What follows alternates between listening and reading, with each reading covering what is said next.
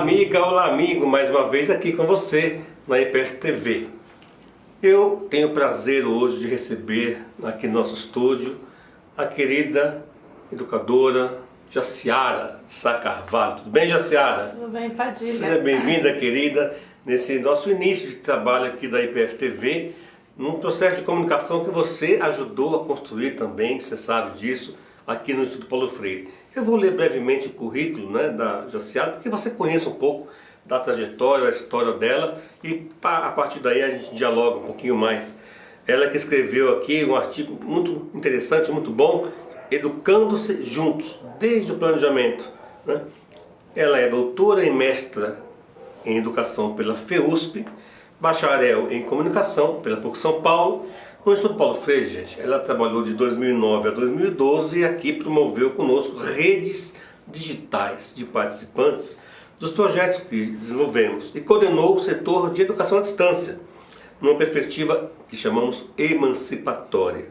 Atualmente, Jaciara é professora adjunta no programa de pós-graduação em educação da UNESA e também lá atua como pesquisadora de educação e tecnologia junto ao grupo TICPE, é assim que se... TICPE a gente fala. Né? Tecnologias nos processos educacionais. Muito bom. E é integrante, Jaciara, da Rede Internacional de Investigadores da área a partir de abordagens críticas. Jaci, como a gente chama aqui carinhosamente, você no seu artigo já começa fazendo uma crítica muito importante ao que você chama de educação à distância como um bancarismo renovado. E aí você diz que muitos educadores, ainda hoje, que se dizem inclusive progressistas, não conseguem entender e acreditar, por exemplo, na possibilidade de se realizar uma educação à distância freiriana. Fala um pouco para a gente disso, você acha que é possível?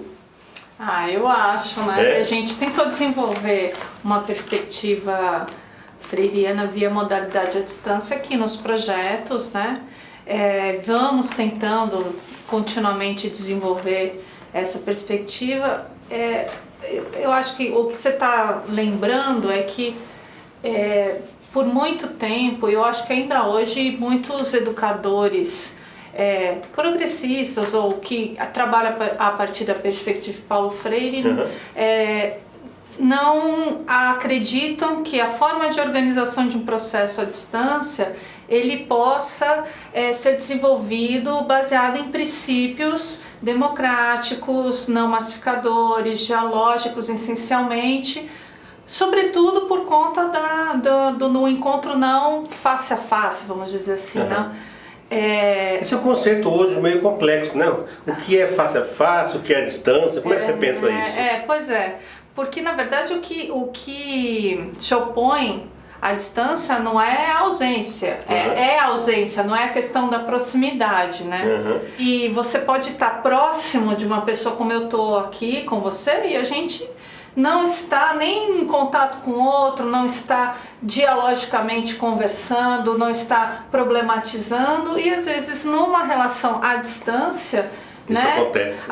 Pelas tecnologias a gente pode desenvolver um diálogo problematizador, uma interação de fato que nos leve à reflexão, que nos leve à recriação, Então essa questão vai muito de como a gente organiza o processo de ensino, Eu acredito que seja possível, eu e, claro, outros autores, seja possível você organizar um processo formativo à distância que ele seja muito dialógico e esse dialógico não se resume à interação no senso, do senso comum. Você pode desenvolver uma interação esvaziada, sem emoção, sem substância e sem problematização, Eu acho que um dos grandes desafios na educação, seja presencial, seja à distância,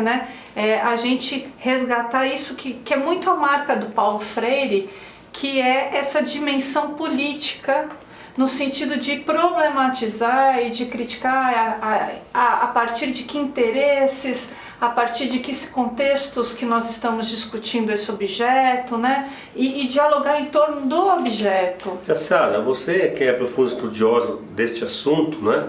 Que aprendemos com a sua tese de doutorado, por exemplo, né? Sobre essa temática da EAD, das novas tecnologias e tudo mais. Eu fico muito preocupado, por exemplo, a crítica que sempre se fez à educação à distância, e teve um momento que nós também fazíamos, né, como cautela, porque a gente sabe da massificação, a gente sabe da perspectiva instrumental dessa educação bancária, como você chamou no início, né, de bancarismo, né? Sim.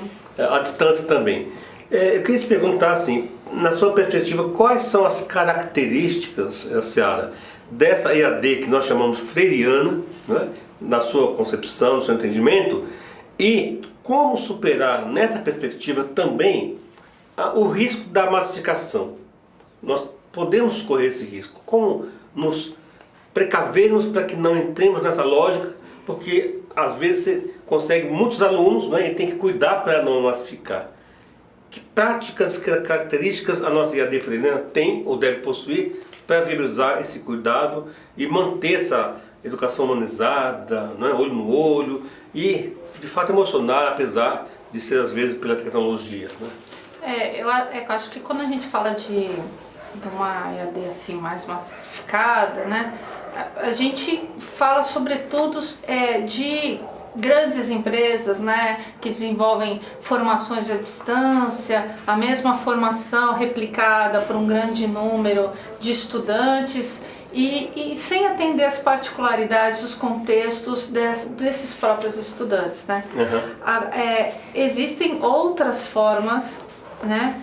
E se a gente for se ater aos princípios freirianos, existe, como é que eu posso dizer, uma radicalidade em Freire, né? Uhum. Porque é próprio do seu pensamento.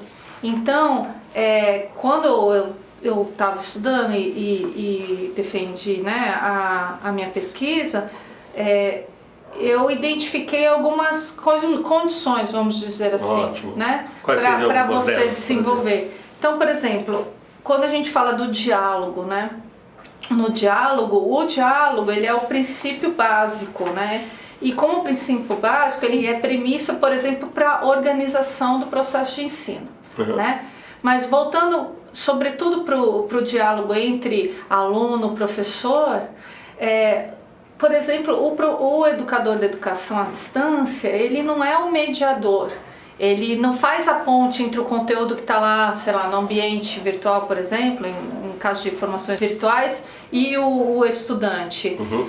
Ele, junto com o estudante, ele analisa, toma aquele objeto de estudo e redescobre, porque era isso que Freire falava. Tanto que Freire, em muitas obras, ele usava a palavra mediatização, uhum, em que alunos e professores se voltam para aquele objeto. Então, você já tem uma importante característica, né? Eu não vou ter um professor à distância ou um tutor que é para explicar e tirar dúvidas, uhum, dos alunos. Não, com eles vão estudar o objeto. Essa, por exemplo, entendo que seja uma característica, né?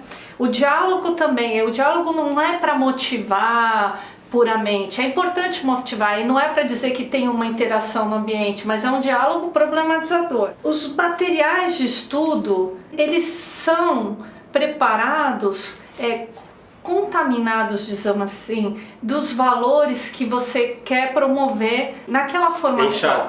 Encharcados, como diria Paulo Freire. Então, assim, se a democracia, a participação, a criticidade, né, a valorização da diversidade, da cultura, né, dos diferentes povos, se isso são valores para aquele processo de formação, os materiais de estudo, eles têm que transparecer. Né? É diferente, por exemplo, você contrata uma equipe que vai fazer um material de estudo e, no final das contas, aquilo não reverbera nas práticas. A organização também, ela é participativa. Você faz uma organização inicial do processo educativo, mas aquela organização inicial, o planejamento inicial, ela é alimentada pelos participantes por meio, por exemplo, da leitura de mundo. Ela é aberta, a própria experiência da formação, um currículo flexível nessa perspectiva, né? E aí tem uma série de outras coisas que a gente pode falar, mas eu acho que o essencial mesmo é a gente ter os princípios, né? Como de Freire, né? Trabalhado nas ideias dele como referência para a gente reinventar a formação à distância a partir do contexto em que o curso precisa, em que o projeto precisa, porque é a partir do contexto que a gente pode ver quais são as condições para desenvolver. Muito bom. Mesmo os princípios dependem, né, para serem confirmados do contexto, como sempre disse Freire, né? A partir do contexto é que você escreve o texto e o processo educativo. Concluindo, minha querida, só em uma palavra, né? Você disse no seu texto, também no artigo, aliás o artigo dela é imperdível, página 454 do livro, né? E leia assim, mas para concluir, você afirma lá que o trabalho coletivo no IPF sempre te inspirou a realizar, né, o seu trabalho educacional e tal. Diga para nós, então, que mensagem daria ao nosso internauta, ao nosso telespectador sobre isso? O que a gente aprende aqui no IPF enquanto trabalho coletivo que a gente pode levar para outros espaços, como é o caso seu hoje, para o espaço da universidade?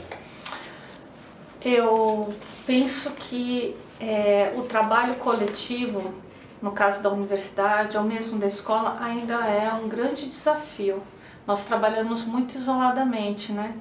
E quando a gente consegue manter as diferenças, mas trabalhar numa relação de igualdade, né? Visando uma causa comum, todos nós temos a ganhar. Eu acho que falta esse propósito. Eu acho que o propósito do trabalho coletivo não está dentro nem das universidades, nem da escola pública. E é um desafio também, acho que porque somos humanos, né? Exatamente. E isso demanda escuta, isso demanda tolerância. Inacabados, né? Como diz Paulo Freire. E demanda também conviver com diferentes culturas, jeitos de ser, né? Eu acho que não é um desafio hoje e eu acho que vai continuar sendo por muito tempo.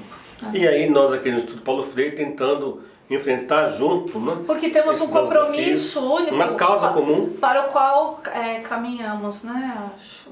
E era muito forte isso. Na época que eu estava aqui. Muito bom estar com você. Muito bom. Você estava aqui, continua conosco, no nosso coração. A sua experiência marcou a nossa EAD, né? Freiriana, e você continua produzindo essa área. Todos nós construímos coletivamente. E aí juntos, coletivamente, fortaleceremos também a IPF-TV. Então, olha, obrigado pela sua presença, venha mais vezes. Obrigada. Você que mora agora em Niterói, veio especialmente para o nosso encontro aqui, o lançamento desse livro, do livro Reinventando Freire, que vai fazer história, e com você que participa da nossa TV, também juntos faremos história. Não deixe de dar o seu like, de compartilhar, de ampliar o legado freiriano, porque neste momento que você é convidado e convidada a isso, você se torna também uma pesquisadora, um professor, educador que pensa também não só a partir do universo de princípios ecopolíticos pedagógicos de Paulo Freire. Grande abraço a você, até mais ver. Jaciara, grande abraço a você. Obrigada. Espero você de novo aqui. Muito obrigada, foi muito bom estar aqui. Muito bom. Até mais então.